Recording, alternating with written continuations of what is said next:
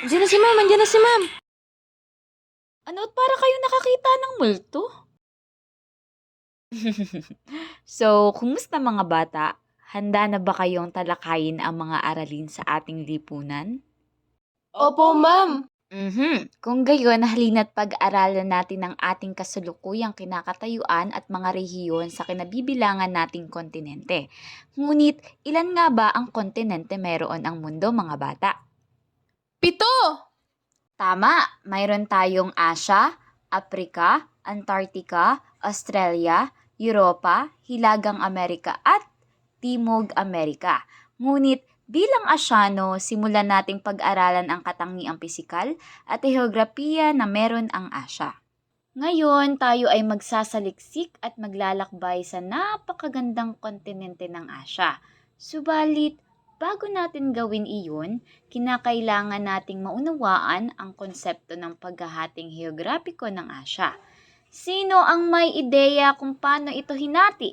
Ay, parang alam ko po yan, ma'am. May mga bahagi po ito tulad ng Hilagang Asya, Kanlurang Asya, Silangang Asya, Timog Asya, at Timog Silangang Asya. Tama ka. Ngunit ano nga ba ang mga kaibahan sa bawat bahagi ng Asya? Ang bawat rehiyon ay binubuo ng iba't ibang bansa na may iba't iba ring katangian. Upang inyong lubos na maunawaan, ito'y ating aalamin sa pamamagitan ng paglalakbay sa bawat rehiyon. Okay ba sa inyo yon? Opo, ma'am!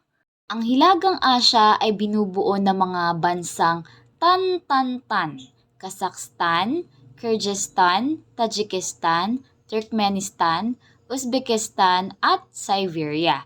Kaya pag sinabi kong Tan-Tan-Tan, ibig sabihin ito ay mga bansa sa... Hilagang Asya! Ayan! Ngayon, pumunta naman tayo sa Kanlurang Asya. Isa itong rehiyon na mayaman sa kasaysayan at kultura.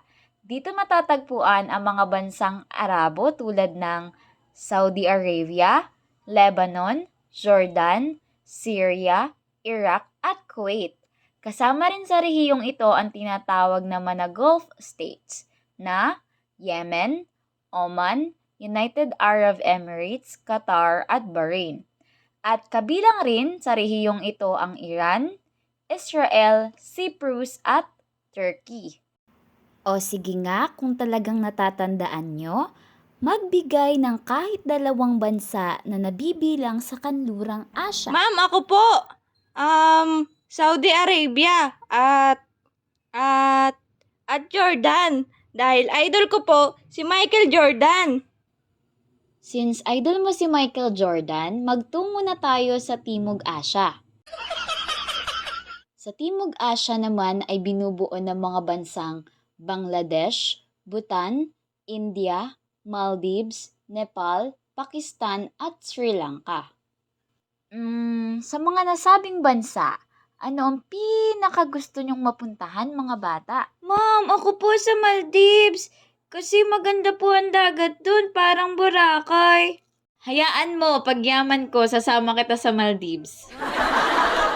Sana all! Sama kami, ma'am! Oo, syempre, sasama ko kayong lahat sa Silangang Asya. Ngayon, ang Silangang Asya naman ay kilala sa kanyang kahangahangang kultura at makasaysayang mga lugar. Nariyan ang mga bansang China, Hong Kong, Japan, Macau, Mongolia, North Korea, South Korea, and Taiwan. Ma'am, akala ko po ba parte ng Silangang Asya ang Pilipinas? Hindi anak sapagkat ang Pilipinas ay parte ng Timog Silangang Asya, maging ang Brunei, Burma or Myanmar, Cambodia, Timor-Leste, Indonesia, Laos, Malaysia, Singapore, Thailand at Vietnam. Yan ang mga bansang bumubuo sa Timog Silangang Asya. Ngayon na natalakay na natin ang iba't ibang bahagi ng Asya at mga bansang nakapaloob dito, sa ating susunod na aralin ay bibigyan naman nating pansin ang mga klima sa iba't ibang rehiyon. Okay po, ma'am. Okay, see you on our next class. Bye-bye! Good morning, class! Kumusta? Yanong init ngayon, no? Oo nga po, ma'am. Ayoko na sa Pilipinas. Tatambay muna ako sa Pacific Ocean. Ngayon nga na mainit sa Pilipinas, ay yun ay pumapatungkol sa klima ng bansa. Pag-uusapan naman natin ngayon ang mga klima na mayroon ng iba't ibang bahagi ng Asya. Pero bago iyon ay mag-recall muna tayo sa napag-aralan natin kahapon.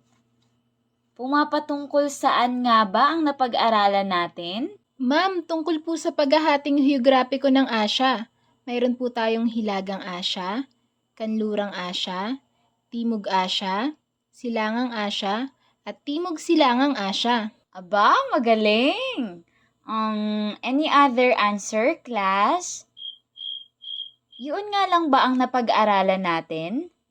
Ay, ma'am, napag-aralan din po natin yung mga bansang kabilang dito. Okay, may naaalala pa naman pala. Kung gayon ay tatalakayin naman natin ang mga klima sa iba't ibang bahagi ng Asya.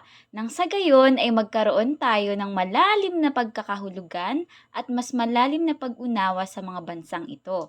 Unahin natin ang klima sa Hilagang Asya. Ang Hilagang Asya o Central Continental ay may mahaba na taglamig na karaniwang tumatagal ng 6 na buwan at maigi rin ang tag-init.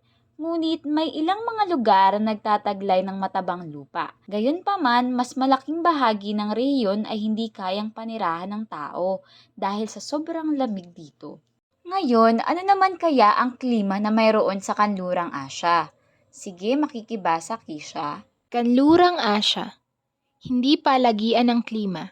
Maaaring magkaroon ng labis o di kaya'y katamtamang init o lamig ang lugar na ito. Bihira at halos hindi nakakaranas ng ulan ang malaking bahagi ng rehiyon. Kung umulan man, ito'y kadalasang bumabagsak lamang sa mga pook na malapit sa dagat. Ibig sabihin, ang mga lugar sa Kanlurang Asya ay nakakaranas ng matinding init dulot na rin ng bihirang pag-ulan sa rehiyon.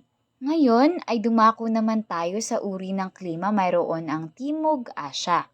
Ang Timog Asya ay may iba't ibang klima sa loob ng isang taon. Mahalumigmig kung Hunyo hanggang Setyembre, taglamig kung buwan ng Disyembre hanggang Pebrero, at kung Marso hanggang Mayo ay tag-init at tagtuyot. Nananatiling malamig dahil sa niebe o yelo ang Himalayas at ibang bahagi ng rehiyon. Ang iba't ibang uri ng klima sa Timog Asya ay naglilikha ng iba't ibang mga kondisyon sa panahon na may malalim na implikasyon sa agrikultura, ekonomiya at pamumuhay ng mga tao sa rehiyon. Ang kakanyahan ng klima sa Timog Asya ay nagbibigay daan sa iba't ibang uri ng kabuhayan at kultura sa lugar na ito. Ngayon, dumako naman tayo sa Silangang Asya. Silangang Asya, monsoon climate ang uri ng klima sa rehiyong ito. Ang monsoon ay isang sistema ng klima na kadalasan may dalawang pangunahing panahon, tag-init at tag-ulan. Ito ay karaniwang nararanasan sa ilang bahagi ng Asya at iba pang mga rehiyon sa mundo. Dahil sa lawak ng rehiyong ito, ang mga bansa dito ay nakakaranas ng iba't ibang panahon. Mainit na panahon para sa mga bansang nasa mababang latitude, malamig at nababalutan naman ng yelo ang ilang bahagi ng rehiyon. And lastly, ang Timog Silangang Asya. Asan nga bang bahagi na bibilang ang Pilipinas? Timog Silangang Asya po, ma'am. Okay, tama. Ang Timog Silangang Asya, kagaya ng Pilipinas na bahagi ng rehiyong ito, ay may klimang tropikal. Ibig sabihin nakakaranas ng tag-init, taglamig, tag-araw at tag-ulan. Bilang karagdagan, ang klimang tropikal ay isang uri ng klima na matatagpuan sa mga lugar malapit sa Ecuador. Karaniwan itong mainit at maalinsangan at mayroong dalawang pangunahing panahon, tag-init at tag-ulan.